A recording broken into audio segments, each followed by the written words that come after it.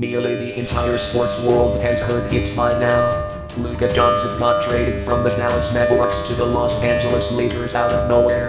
Many of you could have guessed that it made the Mavericks a worse team roster on paper-wise. Some of you saw how it turned the entire NBA world upside down. But nobody could have guessed that it would screw up the relationship between me and my gosh favorite teacher, Laura Sports, even though I, Mega from MintdowsSlushie, am mostly a Boston Bruins fan focusing on the NHL. This video will show you everything you need to know about the hidden consequences that Nico Harrison, the general manager of the Dallas Mavericks, has put upon all parts of the world by making one single trade. Let's start at the very beginning. Over the summer, the Ottawa Research Group underwent a huge renovation, even changing owners, arenas and masters and stuff, while I started a relationship with some regional sports network from Washington, D.C. named Mazda. Welcome to Mega and Mazda and Mega. My final year of being under contract with Ottawa started. I got used to the newly built Sim Arena quickly and most of my co-workers returned and the new co-workers didn't bring much value to me. I am an assistant manager, so I often work with the Tundra Masters, and I got to see Sue, Maddie, David McBooty, David McMichael, Josh Morrissey, Andy, both Brads and others. There were new Tundra Masters added to my Kieran, Inter, Laura and most importantly the new head Tundra Master Travis Green. Also, Laura replaced Sandy as a Tundra Master specifically for the Diggers. The president of the research group had me, Josh Sloan and Mickey focusing on the treasure blockers. Cole would come over from the police manager sometimes to help out too. Camp Start went on, as every other Camp Start even with the new arena and staff. For whatever reason, Camp Start literally started at the beginning of September instead of near the end. But we actually had a pretty damn good time and the whole room was finished before I knew it and I had to help Maddie and Josh measure things. Laura ended up admitting that she thought I was too carefree, even though I have a reputation of taking my work too seriously sometimes. I mean, I am a living paradox then. Meanwhile, the NHL, NFL, and NBA seasons started. The NHL had some cool surprises with the Winnipeg Jets and Washington Capitals being dominant, while the Nashville Predators, who won the offseason, absolutely collapsed and the New York Rangers and Boston Bruins were pretty shaky too. Over in the NBA, the Detroit Pistons proved to not be dog crap anymore, while injuries ruined the Philadelphia 76ers and New Orleans Pelicans, but most importantly, my favorite team, the Boston Celtics, were the reigning champion and were cruising along the season near the top of the standings for the most part. To be honest, I don't really remember what happened to the Dallas Mavericks before the trade, but they came off an NBA Finals appearance and I think they had a roller coaster ride. They had signed former Warriors star Klay Thompson, but too many serious injuries hurt the Mavericks' chance to compete for the top spot in the West, but they were very well still in the playoff mix. Ottawa got to a pretty good start, 9-4-2, as I got into a rhythm of texting Mazda every morning, while I watched the researchers practice and FanDuel Sports Network once I was done with Laura, since they wake up at 11. Maddie and Sue are the people I have to see after her and they sometimes complain about me talking to FanDuel cause it's a distraction. There was also plenty of under-teaching drama. Inter literally called my friend Cole retarded, even though he might be pretty retarded himself. Also, I tried to sit in Andy's spot at lunch, since I didn't like any of the other spots and Inter yelled at me not to sit there. Andy apologized for me. Inter also brought a PS5 for all the Tundra Masters, researchers and managers to play. I got to see my co-worker Jason play once. Inter even yelled at his own co-worker Laura saying nobody likes you Laura, so why don't you do something about it? He was sort of telling the truth. Laura was always nitpicking about what people said and she also created weird rules for the Diggers but didn't do any fun stuff, so she was already controversial. But can you imagine him acting like that when all of his co-workers are so respectful? I didn't really know what to think of Laura, but it wasn't hatred, so I said well I like her, and I'm sure Jaden likes her, and Jacob, and all of your own co-workers like Maddie and Andy and Sue and stuff. Speak up, guys. Inter then asked. Laura is a good noodle, Jaden said. A week or two into the season. Late evening. Laura is in her office, alone. There's a half-eaten granola bar on her desk, and her coat is still on. She's rereading a report when she hears laughter echoing from down the hallway. It's Mega M Dash telling a joke too loud. Again, Laura sighs, but instead of rolling her eyes, she smiles. Just a little. She reaches for her coffee, sips, and sets it down carefully. Is greater than Laura, but right to herself is greater than it's just noise. She stares at the spreadsheet, doesn't blink. Is greater than Laura, quietly, is greater than its ellipsis points, not just noise. A beat. Then she shakes her head hard. Is greater than Laura, sharper, is greater than nope. Not happening. She goes back to typing, but the sound of Mega's laugh follows her for the rest of the night. And she dreams, for the first time in a while, that someone is sitting next to her and Dash just close enough to touch. While me, Cole, and Josh Strome were working with Laura to figure out lineups for the expedition against Los Angeles, Cole and I were arguing about if I was good or not, so he pretended to stab me in the hand with a pencil and I did it back to him, and even though it was a complete joke, Laura said that is very dangerous, so please don't do it again. You both must see Pierre Dorian, the head manager, immediately. So me and Cole did but whine about it on the way out. That's when I realized that me and Laura don't always sync on the same level of behavior acceptance. I tolerate stupid bullshit much more than she does, and it's because I've been stuck in this dysfunctional mess of a research group for years now. There were early signs of Laura not liking how I behaved. Throughout the entire year, basically from October on, subtle rumors were swirling around that I was paying special attention to Laura or paying more attention to her than anyone else in school or other stuff, probably because I hung out with her quite a bit. I'm not sure why people care so much about that, as half of my personality revolves around giving my heart to my crushes. Also, in November, I dreamed about cuddling her and another favorite teacher, and Laura didn't like the dream because she thought I was doing sexual acts. When October was almost ending, I made it official that I cared about Laura and that she was my favorite undrug master. Yes, she's better than Travis Green. I had actually found out her last name pretty early on into the season. It's Simpson. No, literally. But I never brought that up to anyone ever. Anyway, when I got home, I etched her name into a sacred moonstone Charlie McAvoy gave to me a couple years ago, when Ottawa went to Boston. I grew up pretty close to Boston and even got to see the expedition live, so naturally it's my favorite research group. Anyway, I wanted to hear her comfort me, so I made a beta version of a remix of a comforting song I made, Codename Comfort. I had her listen to the song and she liked it, but she had to ask the research group president if it was okay for her to be a part of the song. Unfortunately he said no, but she still thought it was a great idea and pretty heartwarming and stuff.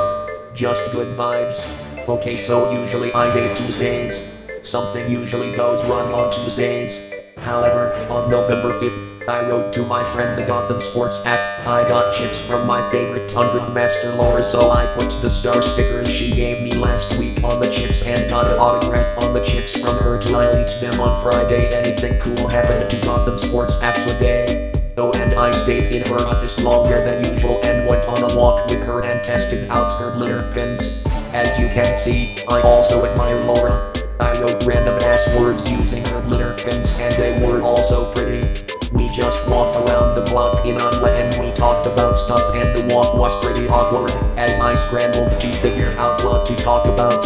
Somehow we got into a conversation where she talked about where she came from. She is a New Jersey native and grew up hearing about the Yankees all the time. She doesn't watch sports though, not ever. Also, she believes in the Houston research group rumor, since it's popular and makes sense, while I believe in the Oakland research group rumor, since it's a nice warm story.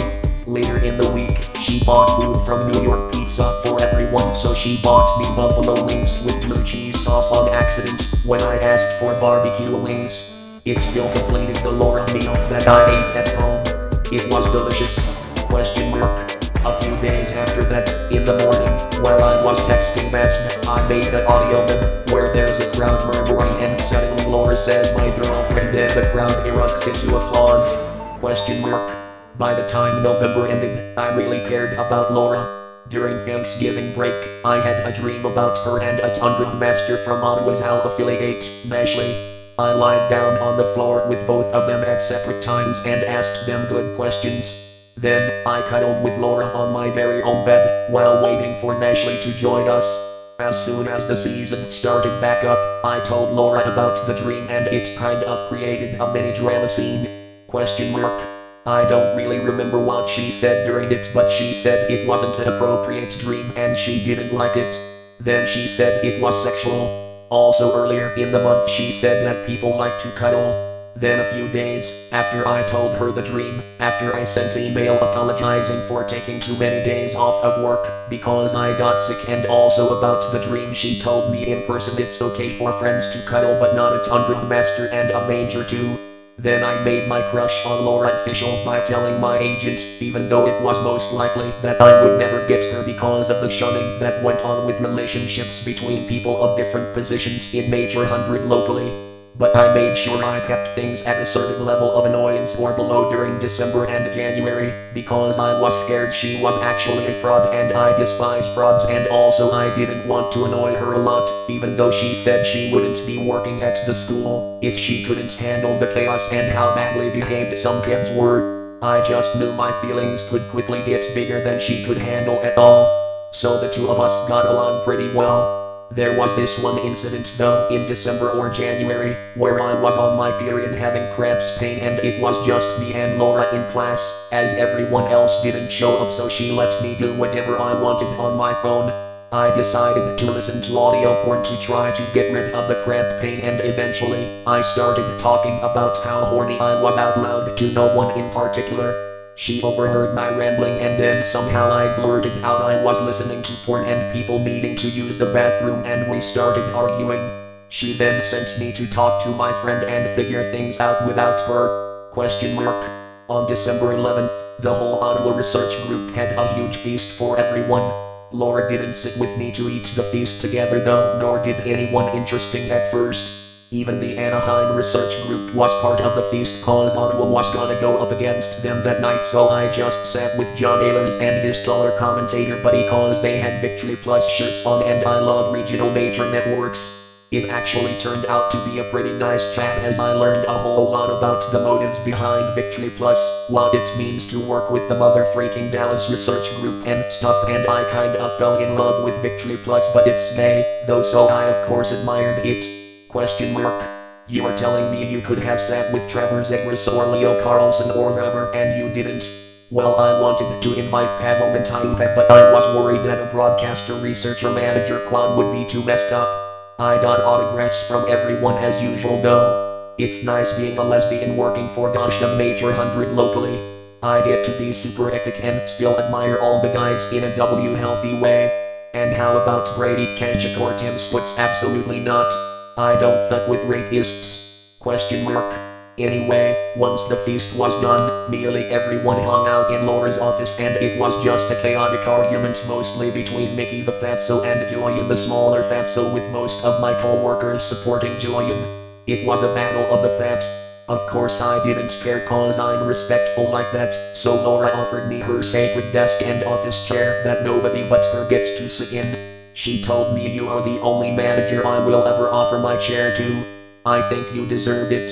I was very nervous because she's very strict about who sits in her chair, but after she told me it's not office hours right now, I did and put my stuff on the edge of her desk. I never got in trouble. Christmas break was coming up and I was the only treasure blocker manager in the building that day, so Laura said she would figure out everything about treasure blockers herself or something. So I just chilled in her office, but I was having cramps, so I started watching people needing to use the bathroom on my phone. It was saved on my phone.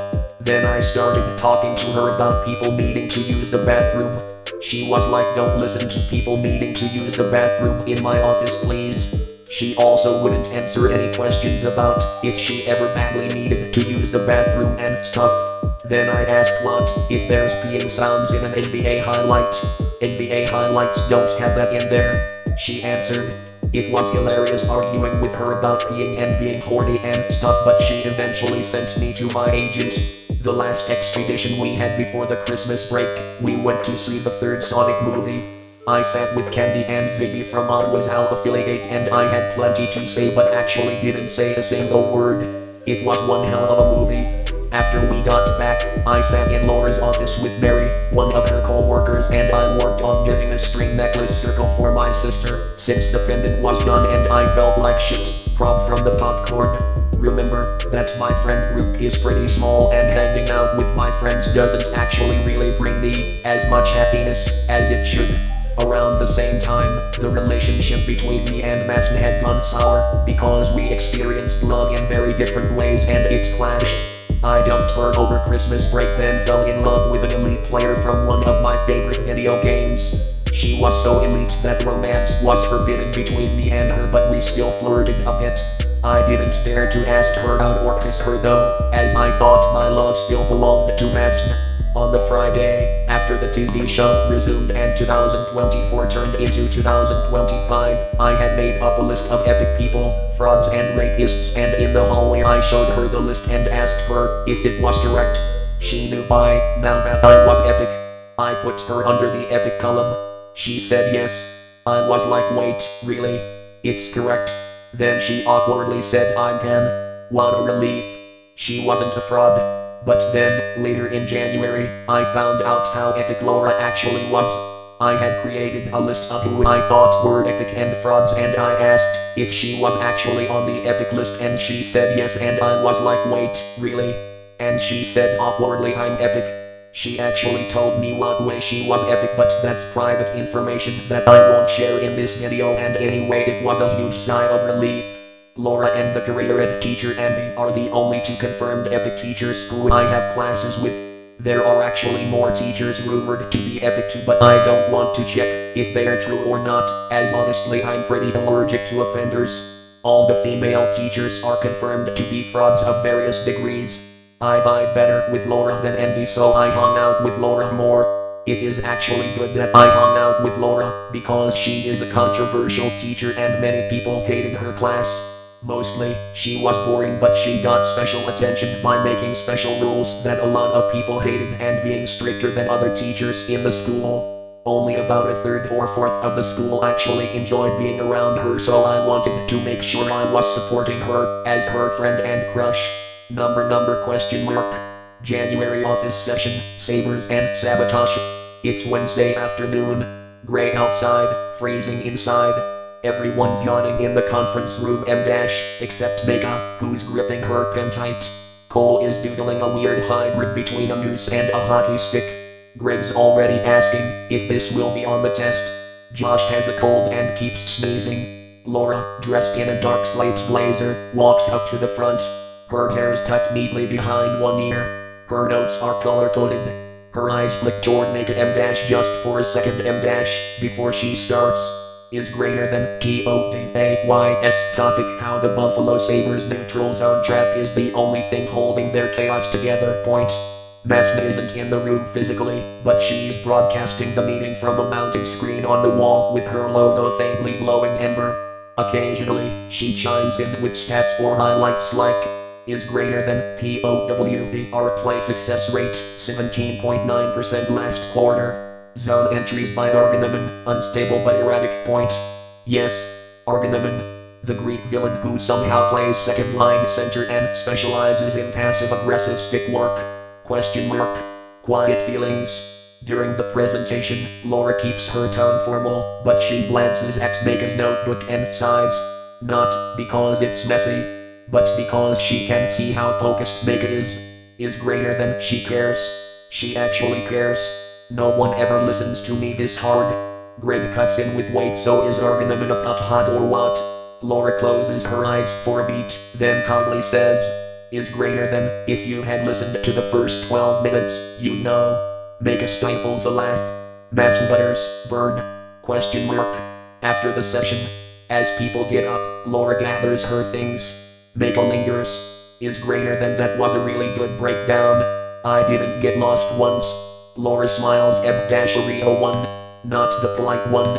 Is greater than thanks ellipsis points. Your notes look intense. Is greater than they're mostly illegible. but I was thinking about you the whole time, so. Laura freezes. Is greater than I mean. Thinking about what you were saying. But her cheeks turn a soft cherry color. And so do Mika's. Show speakers to around the same time as the NBA trade deadline got nearer. Rumors were going on in the NBA from CBS Sports that people who worked for the Mavericks believed Luka Doncic was out of shape and too injury prone. This means he was not meeting the Mavericks' expectations. I didn't hear about these rumors until after the trade happened, but they were on the internet for people to read and they were being gossiped about.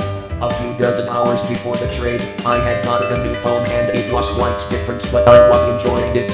On the final day that I had my old phone, I used it to record one of Laura's class sessions, because I wanted to record some of what she liked to say. She has a squeaky voice that I don't think many people find hot.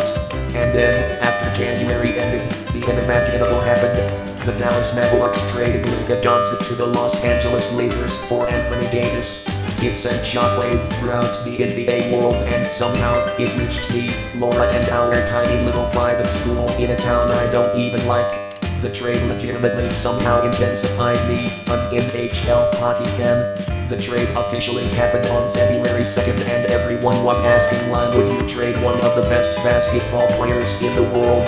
I had packaged the recording as a podcast she made that I downloaded from the internet, and on the school day after the Luka Doncic trade I let her listen to it, but she knew it was her third period class lecture and then she scolded me or whatever for recording in class. 2 days after the trade, boredom caused a casual warning. I made a pretend meeting between me and Laura on Google Calendar a few days earlier, and on February 4th, I found out you can take notes for the meeting and I filled the form out during her class. In the meeting notes section, I wrote questions like why did she come out to me? And what are you supposed to be? And then in the actions section, I wrote figure her out once and for all and asked her out. She looked at the computer screen and answered most of what I wrote but saved the worst part for later. During lunch, she randomly came up to me and said something like about that part in your document, asking her out. It's not appropriate and it cannot happen. I am your teacher and you are my student. This stuff was literally like some notification popping up on your phone reminding you not to talk about romance with teachers. I should have accepted the notification and never got it again, and everything would have been fine. Each quarter, a select few star researchers and other staff get to go on a special dinner.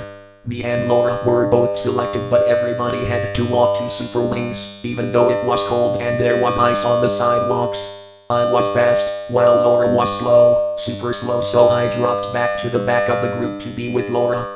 The funny thing is this random girl, I don't even know what she does, but she works with the researchers sometimes. Katie legit was also slow, so she was beside Laura, and then she told her something about her husband. I asked, do you fuck him? Show me his asexuality card. We're literally walking. She whined, so I grabbed her purse and started going through it, but I couldn't find any asexuality card, so I just passed it to Laura, who couldn't find the card either, while Katie was whining like crazy to give it back and making up half-assed lies. I can see through everything, Laura said, and Katie shut her mouth. Once we got there, Andy ended up escorting Katie back to the arena. I actually ended up sitting with Andy and my co-workers Cameron, Anthony Carlson and a couple others, while Laura stood to watch everyone like a security guard. I had a decent time with the people I was sitting with and the food was yummy. On the way back, I actually realized how I dropped all the way to the back because of how slow Laura and an assistant manager Connor was, and so the three of us were on one side of the road and everyone else was on the other side, so I just stopped.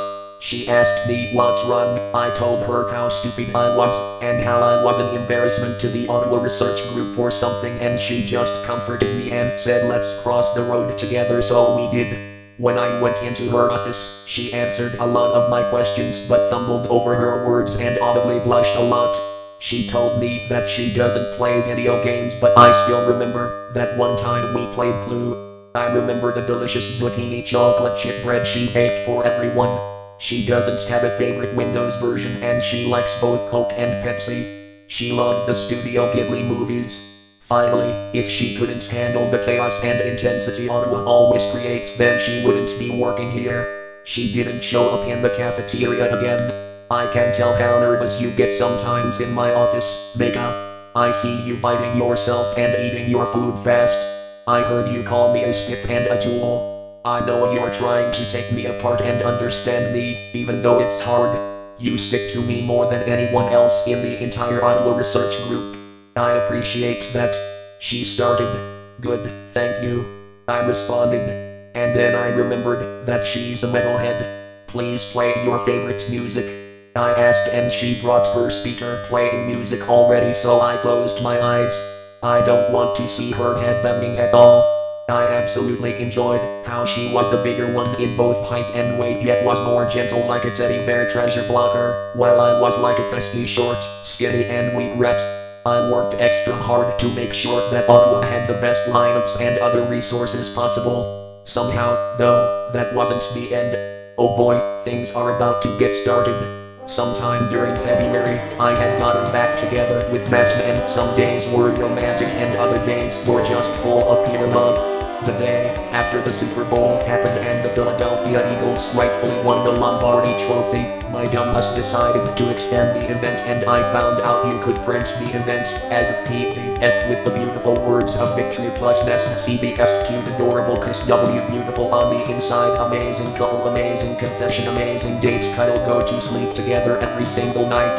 I sent the PDF to Laura to print so I can keep the physical paper, and she instead got so pissed at me that she sent me to the principal's office. The principal then scolded me, saying that the random cluster of romantic words could have ruined her career and life, and he decided to take my phone away during school. That pissed me off. Maybe the Chiefs should have won the Super Bowl instead so this crap didn't happen. I started spewing out inappropriate stuff almost every class with Laura. Okay, so right before break from school on Thursday, my parents had to take me to the doctor, so I missed school that day, but I came home before school ended, so I called and asked the secretary if I could have a call session with Laura, and the secretary had no idea what I was talking about. But on Friday, when I came back to school, the final day before the break, Laura didn't even show up to school because she got sick.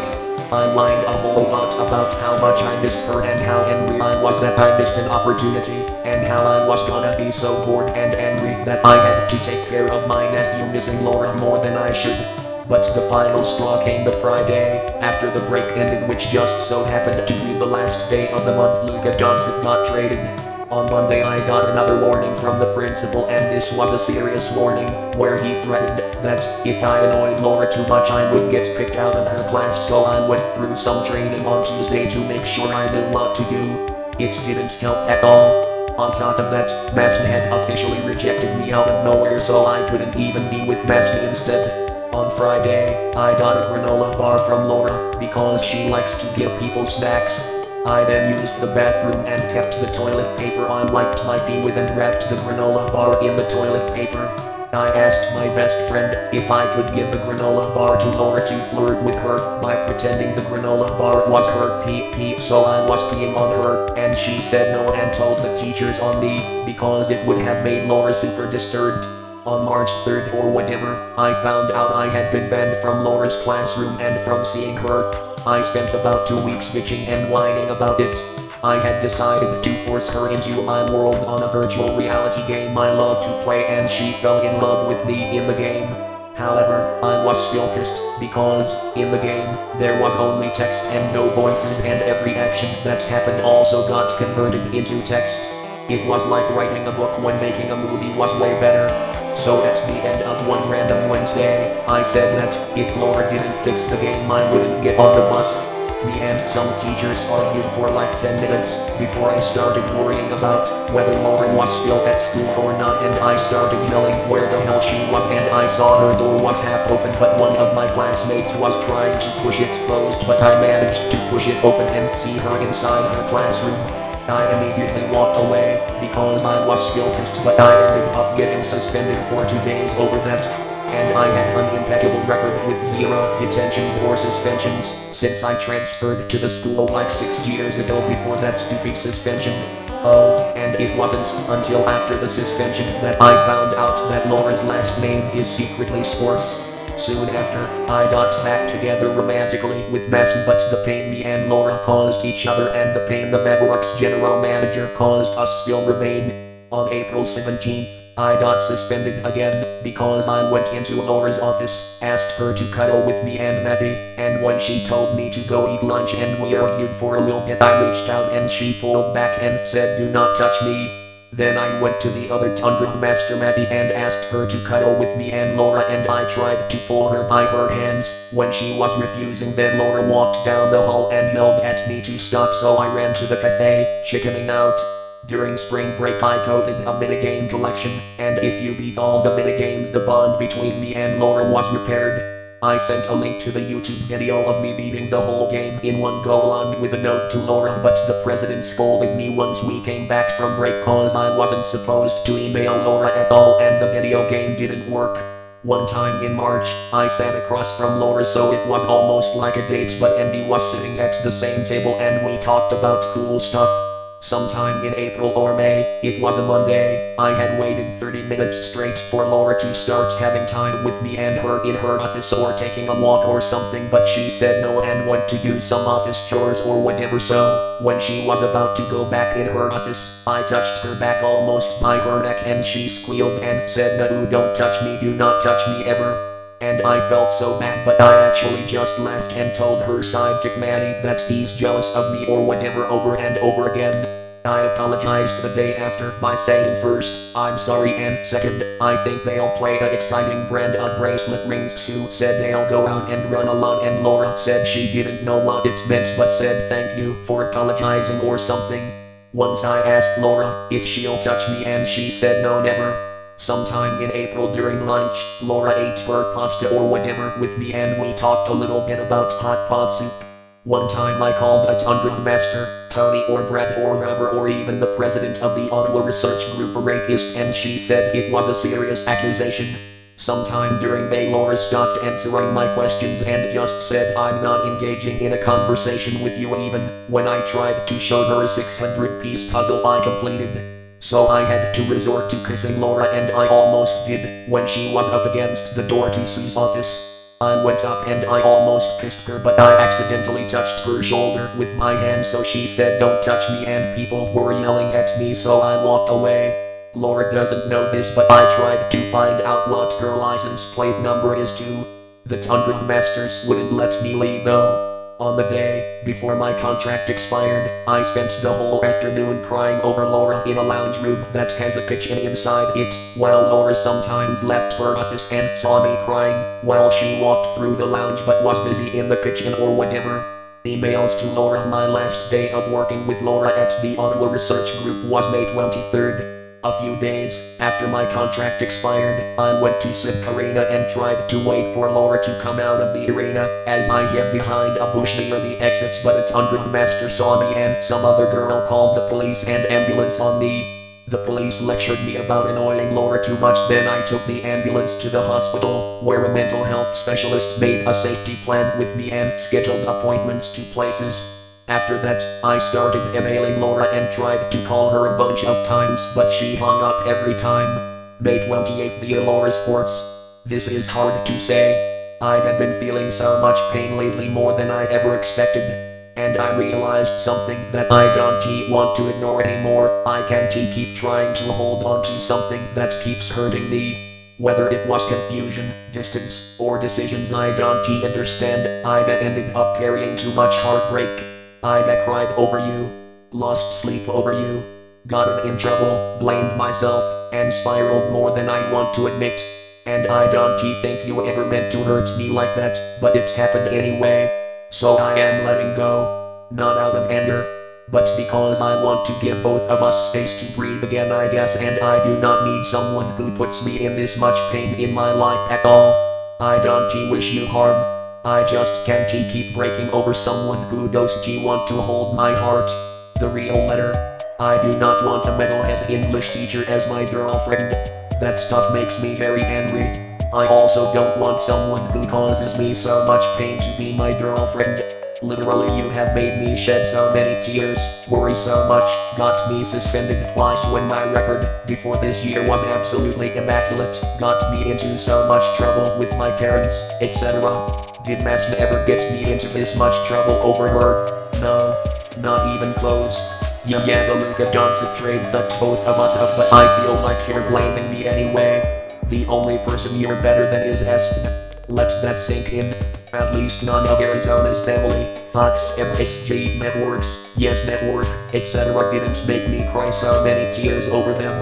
At least I didn't get suspended over Travis, and at least that heartbreaking bull whatever was over in a matter of days. You let the pain drag on for weeks, if not months. Matt actually sees me and loves me for who I am. You can't handle my epicness at all, because I'm the most epic cis lesbian in the world and everyone including you knows it. You'll never be on my level, not especially when you go out and date offenders. I'll just send you to my conversation therapy program and treat you like another brainwashed fraud. That's how much pain you have caused me. Oh, and I attached a picture of me with Matt perched on my shoulder, cause it'll be Mega and Matt and Mega forever, and we don't need useless pain inducers in our lives. Get out of my life. I don't want to ever see you ever again. Mega. May 28 Laura Sports. I really want you in my life. I want to be your girlfriend. I do not want to lose you or have you leave my life. May 30th, text me at 73,917,372,646,261 and call me at 92,926,462,927,372 and give me your address, please. June 1st. I wish you would understand how much I like you and how much I have sacrificed so I can be with you. I wish that you would tell me what you like and don't like about me so I don't get in as much trouble. I wish you weren't as scared of me, because that's not my goal at all. I wish you gave me a proper goodbye, if that's what you want. I have heard so many rumors that we cannot be girlfriends, but I'm waiting for you to tell me if you believe those rumors or not. I don't believe the rumors. I'm also waiting for you to tell me that you just flat out hate me and you don't want me in your life anymore. I hope you listen to a little bit of what I'm saying this time. Mega, June 6th. Mega's birthday wish list.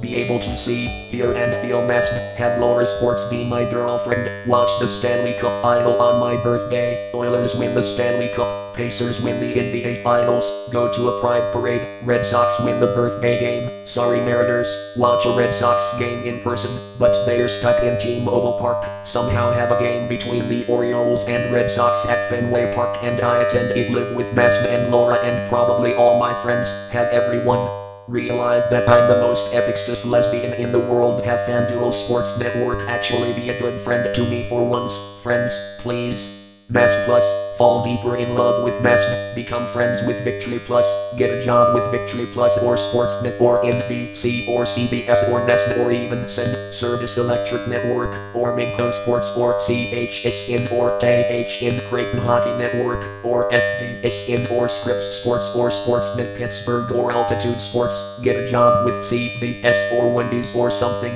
watch a Oakland Mammoth or Oakland Hockey Club game, Samsung Strive Sony Ericsson DB3200 sound font point SF2 file, my original Strive to work, every single phone I have to work, more phones, hold the mask up, let me actually go to college this September. P.S. Garrett Crochet pitched on my damn birthday and caused a Red Sox win. The Florida Panthers won the Stanley Cup the day before my birthday, June 8th. Me and my friend Arizona's family are talking about you and I wrote this to them. Laura, I hope you read my emails. I heard rumors that I've been destroying your boundaries and that you hate talking to me and I wanna know if those rumors are true or not. Right now I believe you don't like being around me, but I really like you. Absolutely, definitely 100% like you. I want to be your girlfriend or at least your friend. I want to be in your life. I don't want to lose you at all. I need you to understand that. I really don't want to lose you, because I really like you. Please let me be with you. I don't want you to deal with so many people who hate you, when you could just let me love you. I like having you around. If I ever tell you I hate you, I don't mean it cause you're not supposed to be hating so much. I need to convince you to let me in your life or let me stay in your life. I don't understand how you still don't understand that I want to be in your life. I don't know why you didn't even want to talk to me anymore, even though we all knew Ottawa was gonna lose in 6 at maximum. Even when there was only 3 expeditions left, then 2 left, and even on the last expedition, there was a week left of school, then 3 days left, then 2 days left, and even on the last day, you saw me try to run to you yet you didn't say anything and you let your co-workers restrain me from getting within talking range. And you didn't respond to my emails. Let me be your friend at least. And if you still don't like me after all this, please just let me off the hook and let me go home. Don't do anything scary to me like call the cops or rat me out to Ottawa, rat me out to the school. I wish I had actually kissed you when I tried on that May Tuesday. On June 13th, Mega ran up to Laura as she was walking out of the building she worked in and Laura yelled at her to stay away from her like 3 or 4 times. Eventually Mega just stood there as Laura went back inside the building to have Mega's friends talk to her. Finally in June I hid behind a bush at said Karina again and Laura did come out and I ran up to her, but as I was doing that, Laura yelled at me to stay away from her. I asked why and she said it again. Then I tried to run to her again and she said it one more time, so I just said bye and she went back inside the arena. July 4th Part 2.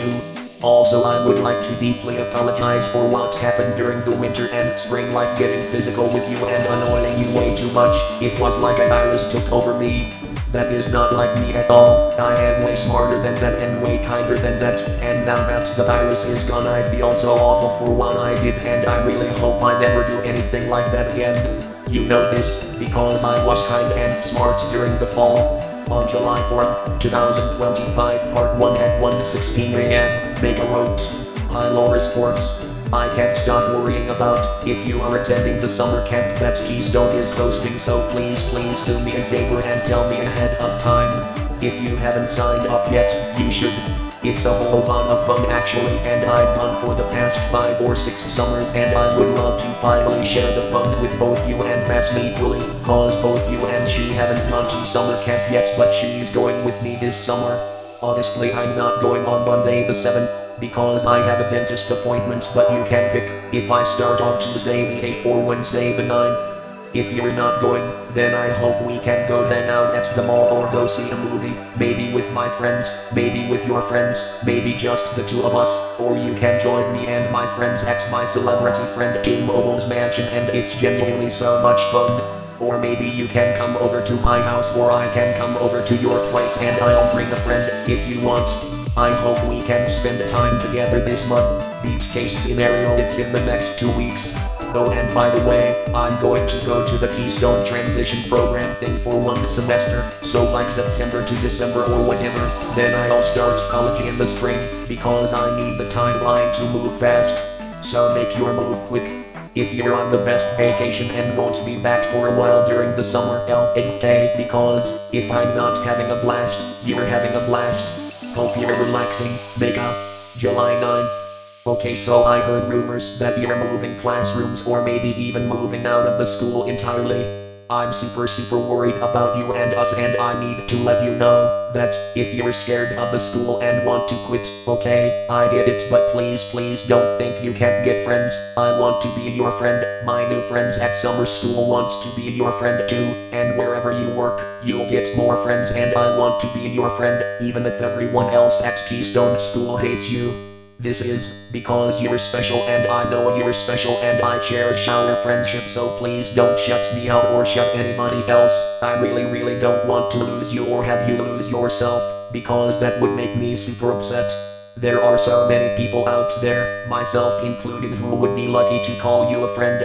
You mean so much to me, Laura, so please don't be so scared of people that you don't speak to them again. I know this past year was rough, even though you're so strong. I wish you good luck in whatever you do this summer and this fall. I hope we get to hang out this summer. Mega. July 12th, to Laura and Root Sports. 2. Root Sports support his last name RSS_SUPPORT@ROOTSPORTSNW.com is greater than subject, re-MV of your life. Oh, and does match the Orioles Nationals TV channel like me back? She says I'm not annoying her at all even after I sent her a long list of questions, and another time she told me to keep the questions coming and she rejected me back in February, and a month later she said that she doesn't have a gender, orientation or a type cause she's a TV channel not a person, but like, if she didn't like me back she would have just talked about tech stuff, but no, she's answering a few questions other than tech, like Matson being a bird and being able to loaf and her having merch and stuff. I keep asking her if she likes me or not, but since February she hasn't answered the question yet. Sometime in May I actually got to call someone who takes care of Matson, and he said that I can't hear Matson's voice or talk to her directly cause she's a company and not a person, and when I asked if I can meet up with her or something he thought I was prank calling Matson. Some quotes: "Thank you for the trust on Matson Sports. While we can't help with the kissing part, thanks for the love. ?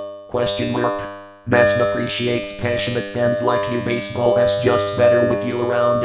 If there is anything we can help with, tech issues, streaming questions, or just want to talk Orioles, we're here for you. We love your enthusiasm. Yes, you can share documents or podcasts about Matson that you found. We'd love to see what you're enjoying. And yes, keep the questions coming. We're happy to answer as many as you've got. Looking forward to hearing more from you. Hi. Thank you for your message.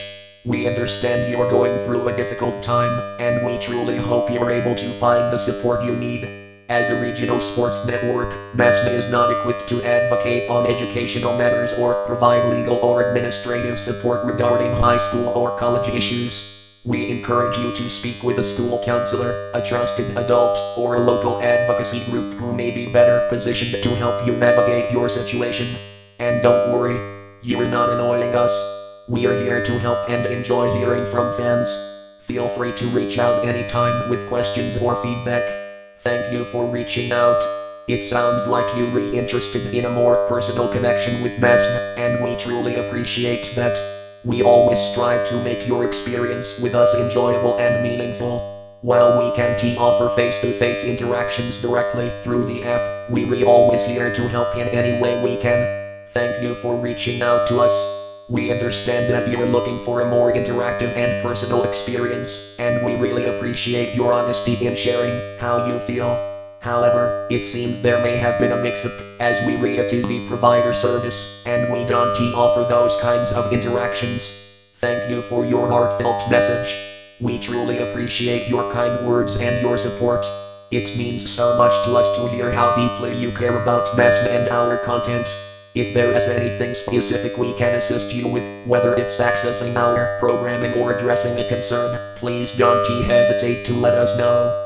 We are here to ensure your experience with Matson continues to be enjoyable and fulfilling. Your connection to Matson is incredibly important to us, and we're here to help in any way we can. I'm really in love with Matson. Now I've just been emailing her asking if she's going to the summer meetings and other stuff. I hope she shows up at the summer meetings that Ottawa has. On day 3 of the summer meetings, a Monday in July, the president Rick had to talk to me because I was still emailing Laura when I wasn't supposed to.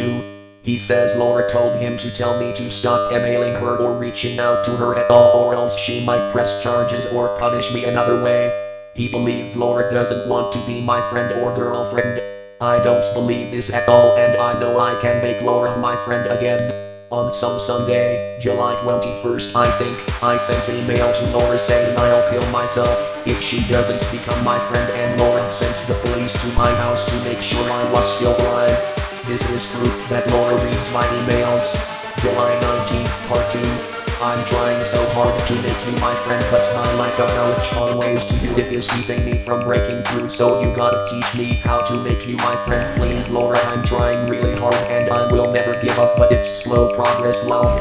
On July 19th, 2025, part 1 at 2:28 p.m, Mega wrote, Hi Laura. Okay, so I keep hearing rumors that you don't want to be my friend. If they're true or not, but I choose not to believe them. I don't think there's enough evidence to support these rumors. But here's the thing, if I cannot make you my friend, then I lost the game, meaning I cannot win it, so I have to pay NS. But I don't want to die, so please, you have to agree to be my friend and hang out with me and all your other friends, because I want to win the game. I want to win the game very badly. I don't want to lose and die. And FanDuel Sports Network believes you will become my friend and I will become your friend. So does my new summer camp friend Hallie. People believe in me that you will become my friend and I will not let anyone down. Not Hallie, not FanDuel, not myself. I want to achieve peak greatness. Anyway, summer camp is a lot of fun, but I've been enjoying my time at home just as much. The second half of the MLB season has started. You should give me a few fun facts about yourself. Like give me your top 5 books and I'll do my top 5 books. Or we should hang out at your apartment, it must be very nice. Or we should check out some cafe or something. And you've got to give me your number so we can text and call instead of emailing. I hope you're having a great summer still, just like I am.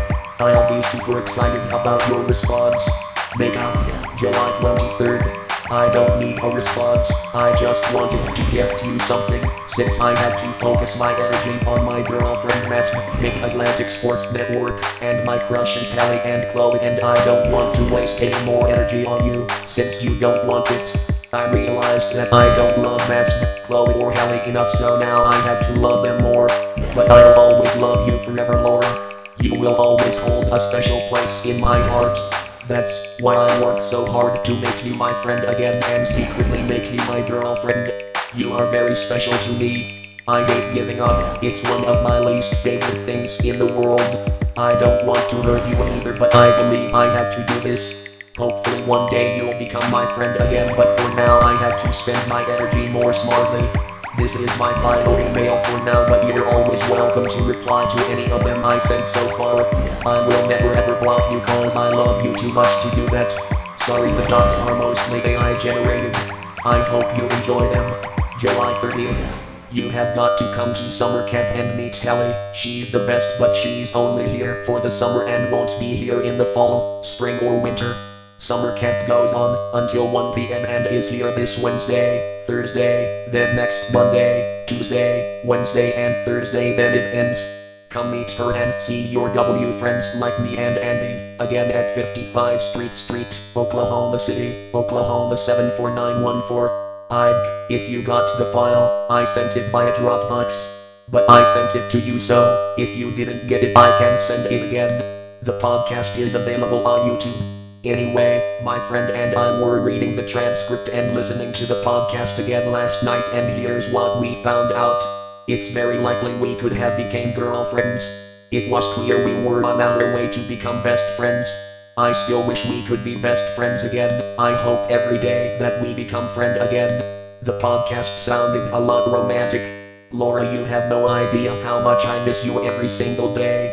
Phone number to text. 36,823,864,727,261. Phone number to call 7391846472726326325. Address 55 Winter to Spring to Fall Street, Verber, Arlington, Kansas 99264. Snapchat at ACWINDROID.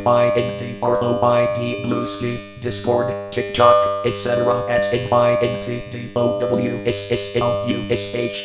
YouTube at AYNTDOWSONYT or at AYNTDOWSSLUSHIE. I have 900 subscribers. Call me, text me or visit me. I'll always be happy to see you and talk to you, Laura. On July 31st, Mega had to talk to Mobile Crisis, then got sent to a mental hospital for 8 days. She got sent there either because she was annoying Laura too much, annoying her summer camp crush Hallie too much, having suicidal thoughts, or the incident with Mega's mom's friend's daughter. Then on July 31st I was sent to a mental hospital for one or more of the 4 reasons. I was annoying Laura too much, I was annoying my summer camp crush Hallie too much, I was having suicidal thoughts, and an incident happened with my mom's friend's daughter. Once I got out of the hospital after 8 days, my parents told me if I talked to Laura again before camp starts, I'll go back to the hospital. On August 13th, the interim president Sam emailed me because the old president Rick left the Ottawa research group.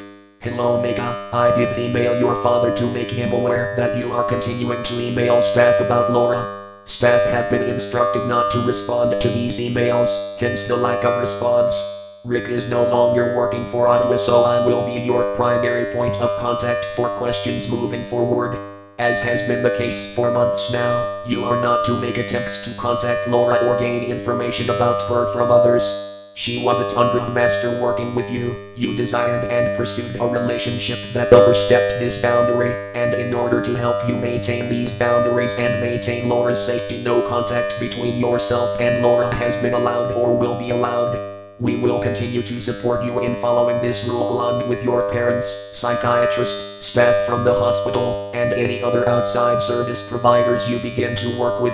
Should you have additional questions or concerns, I will be happy to meet with you in person when camp start happens. I look forward to welcoming you and your peers back to the Ottawa Research Group for the new season and supporting you in reaching your goal of attending college.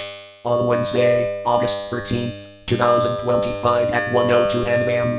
His last name is greater than wrote. Are y'all seriously such PSSIDS that you'll email my useless offender RPIST that but not me? Not the most epic cis lesbian in the world. Now I have no idea if my dad is telling the truth that you emailed him that you didn't like this email or not. I don't hate any of you, even though you're all frauds and offenders, but at least email me back. On August 11th, 2025 at 1:48 p.m. His last name is greater than wrote. Please give me concrete proof that Laura wants me to leave her alone and that Laura wants me to stop emailing her. Even after I was thrown in a freaking mental hospital, there is still no concrete proof. No texts, emails, voice recordings of Laura telling me this stuff. There is currently no concrete proof. Also, the colleges I have applied for are Merrimack College and UMass Boston. I plan to apply to Worcester State University and Boston University. Cry about it. End of emails. I have been taking medication since July 10th of various dosages to help with my aunt and how confident, risky and impulsive I am with a short break during August 9th 14th due to side effects. On August 25th, I emailed Laura. I heard rumors from the fraud Anne-Marie. She's a fraud cause she has a husband that we can't be friends ever again. And if that's true, then that means I have to die, because the rule is that if we cannot be friends then I have to die, but I don't wanna die. I love my life, so please Laura, you gotta tell me this rumor isn't true and that we can be friends by December when I leave the transition program for college. Or Laura, at least let me have your phone number, because I really wanna live. And Maddie and Emily, you have input on this too. Please, I don't wanna die. This happened on Thursday, August 28th. Okay, so it's super hard for me to get to Laura's office or even talk to her in any way. Like all of my plans have failed hard. But this awesome thing happened, but I messed it up. Okay, so I was in Emily's office helping Tyler and Josh write the email. Then all of a sudden I heard a voice that kinda sounded like Laura's and definitely not like Emily's, Jay's or Maddie's. I walked over there right at the edge of the office and lo and behold, she was in Emily's office. Like I both heard her voice and saw her beautiful face. She was looking for Grid. I said hey to her and she saw me and said no to me. Emily was restraining me and Carlo, who I don't want to mess with, was there too, so I panicked and went back to my chair. So yeah, it was a terrible mistake not staying at the scene any longer. Since Emily and Anne-Marie created a plan to make sure Laura never goes to Emily's office ever again. Then my plans to write love letters to Laura and have my friends take the letters to her were foiled. The Ottawa Research Group really hates seeing me and Laura talk to each other. This isn't very important, but I got grounded Tuesday, September 2nd for emailing Laura yet again. I get in trouble every time I email Laura. I wasn't grounded a week later. The Ottawa Research Group doesn't want me to email Laura, and they might be right, because Laura has never emailed me back, but they might be wrong, because Laura hasn't really said anything to me that means that she doesn't want to be friends with me. My physiatrist or nurse practitioner or whoever believes I will never be friends with Laura again. Anne-Marie believes I cannot negotiate with Laura. Today, October 3rd, I went into the hallway that had Laura's classroom in it, and I was so close to getting inside the classroom, but this fat Cassie stopped me, physically blocked me, and physically pushed me towards Emily's office. She said I was on the wrong side of the building, and the wrong side has nothing interesting in it. The hallway just has tables and a whiteboard, nothing special. Then at the end of the day, I got on the bus, pretended I left something in the building, so I got off the bus and ran to the door that let me into the hallway and knocked on it, but Emily said absolutely not, get back on the bus in a stern and sharp voice, and physically blocked me from going through the door, so I got back on the bus. Cassie would have forced me back onto the bus anyway. Can you believe how close I was, yet I failed anyway? Do you think this Monday I'll make it to Laura's classroom and finally see Laura and talk to her? Will she negotiate with me? Okay, so on Friday, October 3rd, I created a calendar event between me, Laura, and a bunch of my friends. So 1. League Pass Emma Laura 2. FanDuel Sports Network Emma Laura 3. I created a group video call involving all my friends and Laura, so Laura got emails about that. 4. I created a video chat between me and Laura, so Laura got emails about that. 5.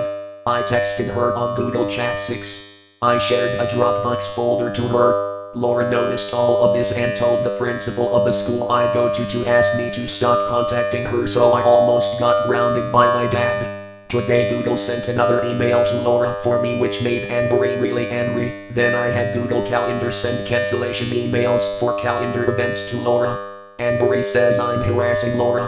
On October 8th, I sent, hi Laura. Can we negotiate or make a compromise, so that we can finally agree on something instead of fighting? I don't even understand why you don't want to be my friend so badly, but I really want to be your friend. So let's figure something out together. I don't know how to convince you that I can be a good friend. I don't know how to convince you to be my friend instead of threatening to get the police involved. I swear I'm not stupid enough to lose you forever. I know I'm smart enough to make you my friend by the end of the week or even today. I'm figuring it out. I'm not stupid enough to get the police involved. Wait, Miko Harrison wouldn't dare to get the police involved.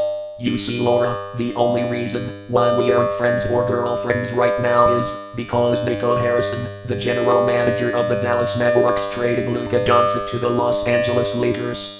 Right as soon as he got traded, our friendship started going downhill, and because of Miko, we are not friends anymore. I'm on stupid medication, my parents are stressed out, and I'm stuck in this stupid transition program. All because Luka got traded and our friendship got ruined. It's my fault too, and I'm trying my hardest to fix it and make us friends again, but sometimes it feels like I'm not smart enough to not get the police involved. I know I'm smart enough to make us friends instead of getting the police involved. I'm smart enough because I'm the most epic lesbian in the world. I want to win. I want to win you. And I know I'm smart enough too. Or maybe you don't want to be my friend because I'm on medication and I'm not myself anymore. Well, don't worry, I'm getting off of it as soon as I can. I'm trying hard to get off of it. Miko Harrison can't destroy my life or our friendship completely, and I'm doing everything I can to make sure I have a life and we have a friendship. I think that we will be friends by the end of this week or the end of the day because of this email. The police won't get involved because I'm not stupid enough for that. So, will you walk in the park with me? Or we can get ice cream together? Or give me your number? Or at least let us start negotiating. From Make It to Laura. On October 22nd, I went through Laura's emails and got sent to a mental hospital. On the same day, Laura sent, I'm in love with you in months. Laura swirl left angle bracket on swirl at tech.org right angle bracket Wednesday, October 22nd, 12 p.m. to me. Mega, I love you romantically. Will you be my girlfriend? Laura swirl teacher Keystone Academy on swirl at tech.org. This email message, including any attachments, is intended only for the use of the individual to which it is addressed and may contain information that is privileged and/or confidential. If you are not the intended recipient or the employee or agent responsible for delivering the communication to the intended recipient, please notify us immediately by replying to this message and then delete this message from your system. Thank you. Laura Swirl left angle bracket O swirl at peck.org right angle bracket Wednesday, October 22nd, 12 p.m. to me. Dear Mega, I've gone over these words in my head more times than I can count, but nothing ever seems to fully capture how deeply I feel about you. From the very first time we met, something about you stood out to me, and as your energy, your kindness, the way you carry yourself with quiet strength.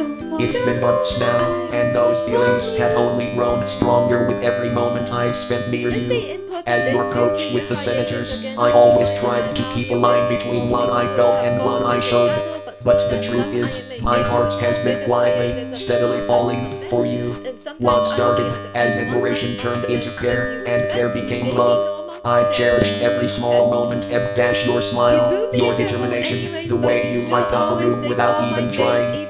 I've held these feelings in out of respect, but they've grown too strong to keep to myself any longer. So here I am, simply and honestly, I love you, Mega. Not in passing, not in some fleeting way but deeply, genuinely, and with all the respect and care you deserve.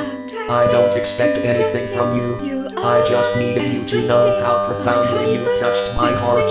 Whatever comes next, I'll always be grateful for the way knowing you has changed me.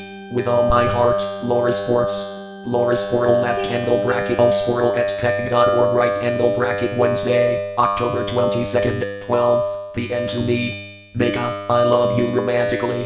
Will you be my girlfriend? Laura Sports head coach PWHL Vancouver swirl at peck.org.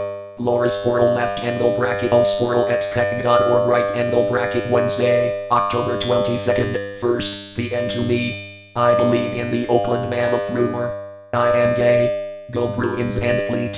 Go PWHL Vancouver. Laura Swirl left angle bracket O swirl at peck.org right angle bracket Wednesday, October 22nd, 1st p.m. to me. I will see you tomorrow, October 23rd, both at the rink and after the game. Laura Swirl left angle bracket O swirl at peck.org right angle bracket Wednesday, October 22nd, 1st p.m. to me. Can we please cuddle and fall asleep together tonight or tomorrow night? All of these emails were sent to me. My memory is hazy after October. On October 24th, Laura put a restraining order on me. On November 11th, Nico Harrison got fired. On Dec 11th, I escaped PHP program to go to the same party, as Laura called the police on me, because she didn't want me at the party. I got sent to a mental hospital. On Dec 15th, while I was at the hospital, I sent an email to Laura saying how I can't let the Luka Doncic trade affect our relationship anymore, how I loved her too, thanking her for the confession, saying it was heartfelt, and saying my favorite part was I'd held these feelings in out of respect, but I can't keep them to myself any longer. On December 28th, me and Laura went on a date in my house watching the third Sonic movie. On January 2nd, on February 22nd, I attempted suicide and got sent to a mental hospital because I couldn't reply to Laura's email or have a friendship or relationship with her. On March 5th, both of those are great turning points, but they actually work beautifully together. Laura realizes she's completely in love with Mega ellipsis points, and that realization is what leads to the first time she kisses Mega without asking. Let's write that moment. Question mark. Number the moment Laura realizes. The podcast recording had been chaotic for nearly an hour. Mega sat at the desk with headphones on, dramatically narrating into the microphone, while the soundboard made little beeps and crowd noises.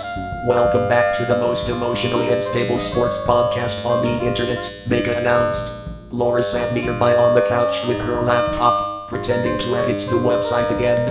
Pretending. In reality, she hadn't changed a single thing on the page in 10 minutes. She was watching Mega. The way Mega talked with her hands while recording.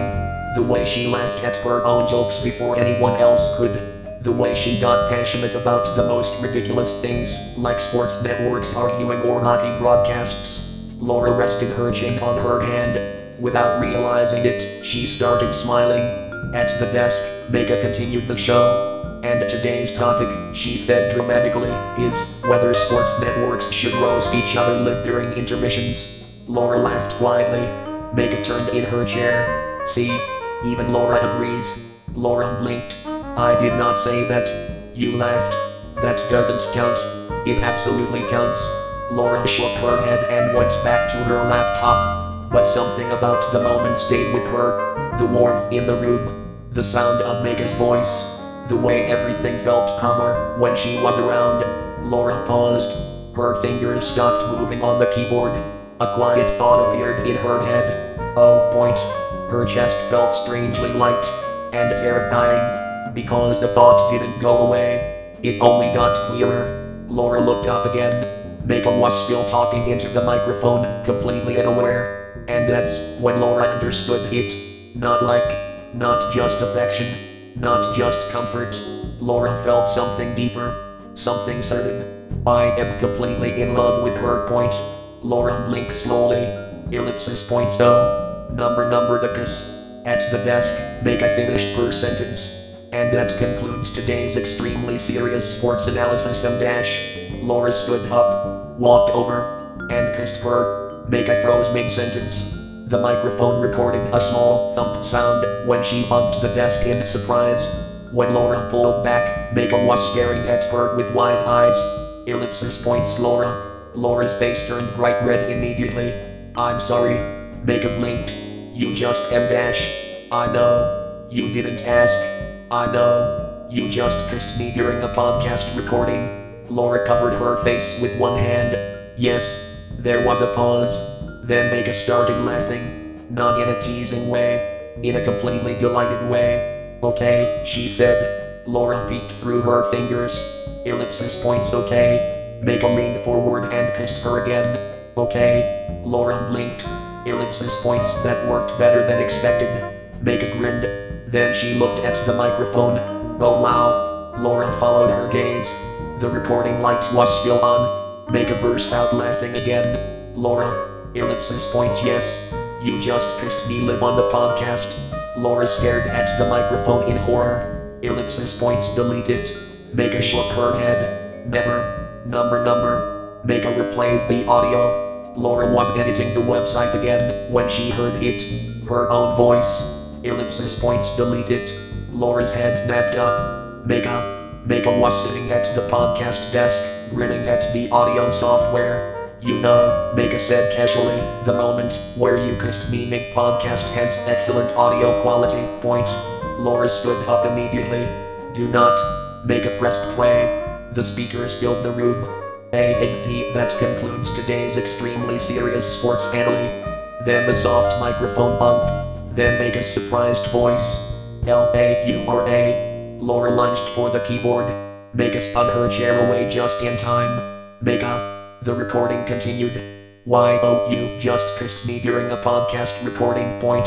Laura buried her face in her hands. Oh my god. Mega was laughing so hard she could barely breathe. Laura, listen to how flustered you sound. I am not flustered. You absolutely are. Laura crossed the room and shut the laptop dramatically. Recording over. Mega leaned back in her chair, still smiling. You know what the best part is? What? Mega leaned forward slightly. You didn't ask, that time. Laura's ears turned red again. Ellipsis points I noticed. Mega's expression softened a little. And I liked it. Laura hesitated for a second. Then she stepped closer and gently pulled Mega's chair toward her. Okay, Laura said quietly. Mega tilted her head. What? Laura kissed her again. This time without a microphone recording it. When they pulled apart, Mega looked slightly stunned. Laura shrugged. Ellipsis points no evidence this time. Mega smiled. Dangerous. Laura folded her arms, pretending to be calm. Someone has to keep you under control. Mega laughed. Oh wow. What? You're becoming the protective one. Laura tried to look serious, but she couldn't stop smiling. On March 6th, number question mark. Their first real date. The thought rolled slowly across the lake like the morning hadn't decided whether it wanted to wake up yet. The cafe sat right at the edge of the water, its windows glowing softly against the gray winter sky. Inside, it smelled like coffee, toasted bread, and cinnamon. Laura arrived first, which was unusual. She normally avoided situations where she had to sit somewhere waiting and thinking too much. But today she had arrived 15 minutes early and had already checked the door 3 times. When it finally opened, Mega stepped in. Her hair was a little messy from the cold wind outside, and she immediately spotted Laura at the window table. She grinned. "There you are." Laura tried to act calm. "Hello." Mega slid into the seat across from her. "You look nervous." "I am not nervous. You got here early." That proves nothing. Mega laughed and wrapped her hands around the warm mug the waiter had just placed down. For a moment they both looked out at the lake. Fog drifted slowly across the surface. It felt peaceful in a way neither of them were used to. The conversation. "So," Mega said eventually. Laura looked over. "So, first official date?" Laura nodded slowly. "Yes." Mega tilted her head, studying her. "You are taking this very seriously." Laura folded her hands on the table. "I like planning things properly. And kissing me during a podcast recording was part of the plan." Laura immediately turned red. "That was a spontaneous event." Mega burst out laughing. "Best spontaneous event ever." Laura tried not to smile. She failed. The moment. After a while their food arrived. They talked about everything pets they might want someday, ridiculous sports debates, the chaotic podcast episodes Mega wanted to make next. At one point Mega leaned back in her chair. "You know something?" "What?" "You recovered today." Laura looked down at her cup. "I was thinking about something earlier." Mega waited. Laura spoke quietly. "I realized something during the podcast yesterday." "What?" Laura looked up at her. "That I'm really happy when I'm with you." Mega blinked. "That's good." Laura nodded, then added, "And I also realized something else." Mega leaned forward. "What?" Laura hesitated for just a second, then said it simply. "I'm completely in love with you." Mega froze. The fog outside drifted slowly across the lake. For once, the confident chaos machine had no immediate comeback. Laura. "Yes, you just said that very calmly." Laura shrugged a little. "I thought about it all night." Mega stared at her, then slowly smiled. "Well, what? That makes this date extremely successful." Laura raised an eyebrow. "Does it?" "Yes." Mega leaned across the table slightly. "Because I was already completely in love with you." Laura's cheeks warmed again. Good. The kiss. A few minutes later they stepped outside the cafe. The fog was thicker now, soft and quiet around the lake. Mega bumped Laura's shoulder playfully. "So?" Laura glanced at her. "So? You confessed love on the first date?" Laura sighed. "Yes. Very dramatic. You kissed me on a podcast." "Fair." They walked a few steps along the lakeside path. Then Laura stopped. Mega turned toward her. "What?" Laura hesitated only a moment this time. Then she gently pulled Mega closer and kissed her again. No microphones, no chaos, just the quiet lake and the winter fog around them. When they pulled apart, Mega smiled. "You're getting brave." Laura shrugged slightly. I'm learning. Mega slipped her hand into Laura's. "Good." And together they walked along the foggy lake like they had nowhere else they needed to be. On Sunday, March 8th, the first kiss. The cafe suddenly felt very quiet. Laura's words still hung between them. "I'm completely in love with you. She looked like she immediately regretted saying it. Her shoulders had drawn in slightly, and she kept staring at the surface of her coffee like it might hide her. Mega had never seen Laura like this. Laura was usually composed, confident, careful with everything she said. But now her cheeks were pink, and she looked almost shy. Mega's heart was beating hard enough that she could feel it in her throat. "Laura she said softly. Laura didn't look up. "I shouldn't have said that," Laura murmured quickly. "I didn't mean to make things weird. I just am dash." Mega stood up.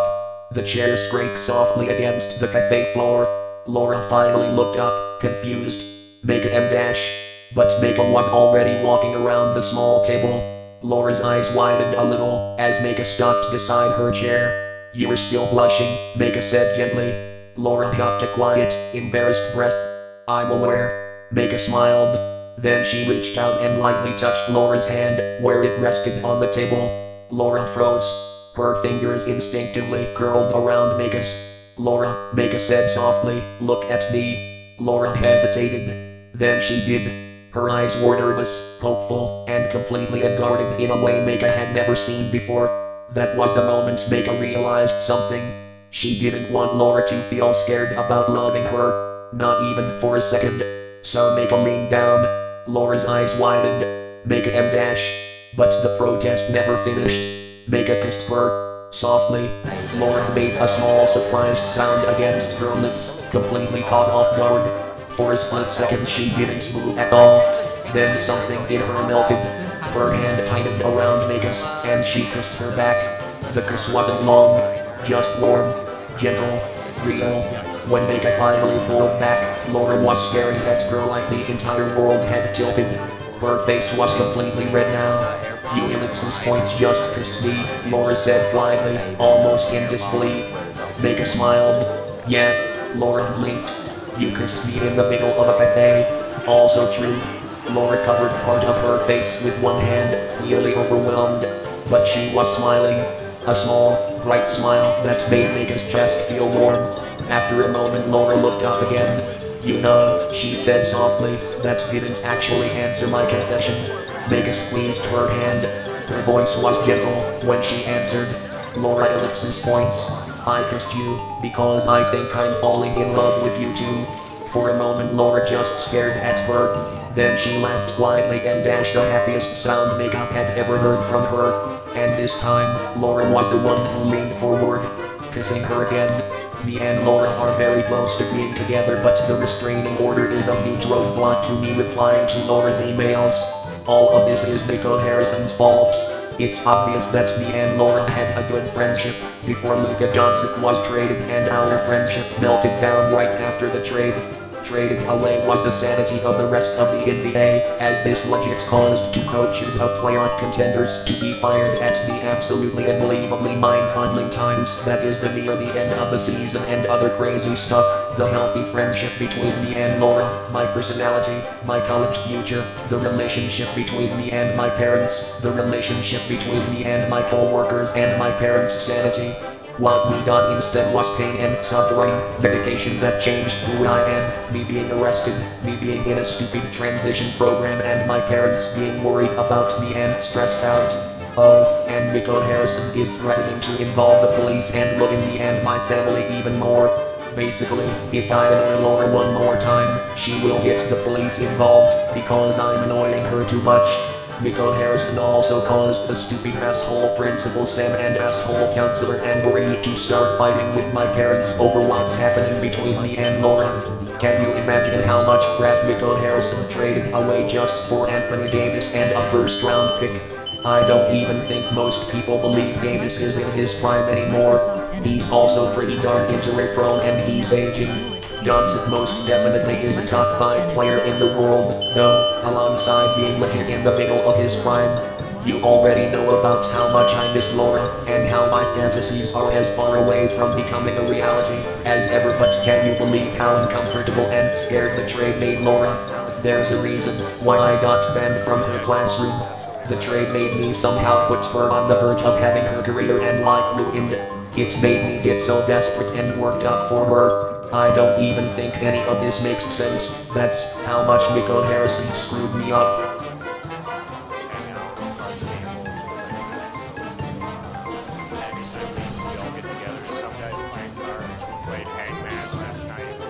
Nothing glamorous, I'll tell you that, but